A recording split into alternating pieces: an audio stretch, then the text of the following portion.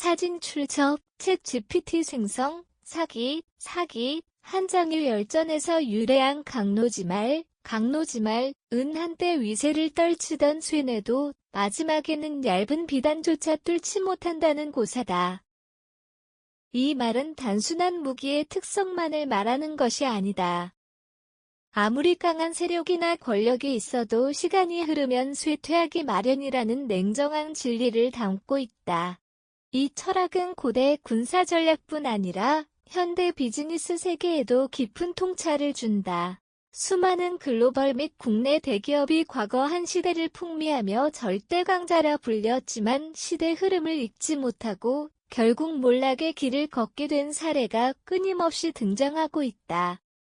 절대 강자라는 착각 몰락한 기업들의 공통점 기업의 몰락은 외부 충격만으로 발생하지 않는다.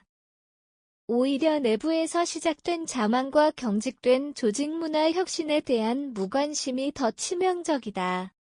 1980에서 90년대 카세트 테이프와 CD 시장을 지배했던 일본 기업 아이와는 기술력에서 뒤처진 것이 아니었다. 다만 시장의 트렌드 변화에 둔감했고 디지털로의 전환을 늦게 받아들였다. 또 하나의 사례는 핀란드의 노키아다. 전 세계 휴대전화 시장의 40%를 점유했던 노키아는 스마트폰이라는 변화의 흐름을 외면한 채 기존 피처폰의 틀에서 벗어나지 못했다. 특히 내부의 관료적 문화와 소비자 중심의 전략 부재는 몰락의 단초가 되었다. 이들 기업의 공통점은 외부 변화에 대한 경계를 늦춘 점, 자사의 시장 지위를 과신한 점이다. 이른바 절대강자라는 착각이 기업 내부에 뿌리내릴 때 변화는 위기가 되어 돌아온다. 성공에 갇힌 기업들과 거의 영광이 현재를 막다. 성공의 기억은 강력한 자산이 될 수 있지만 때로는 발목을 잡는 족쇄가 되기도 한다. 미국의 카메라 제조사 코닥은 20세기 중반 전 세계 필름 시장을 사실상 독점하다시피 했다. 그러나 디지털 기술이 도래하자 코닥은 자사가 만들어낸 디지털 카메라 기술을 스스로 외면하고 필름 비즈니스에만 의존했다.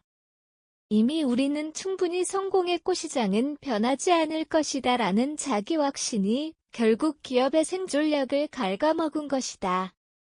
이러한 전략적 오류는 단순한 판단 미스가 아니다. 기업 문화 전반에 흐르는 고정관념과 내부 권력 구조의 사결정 시스템에서 비롯된 것이다.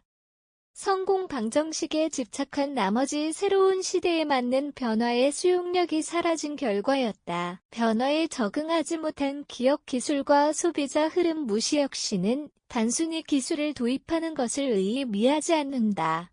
그것은 소비자의 삶을 이해하고 변화된 라이프 스타일에 대응하는 능력이다.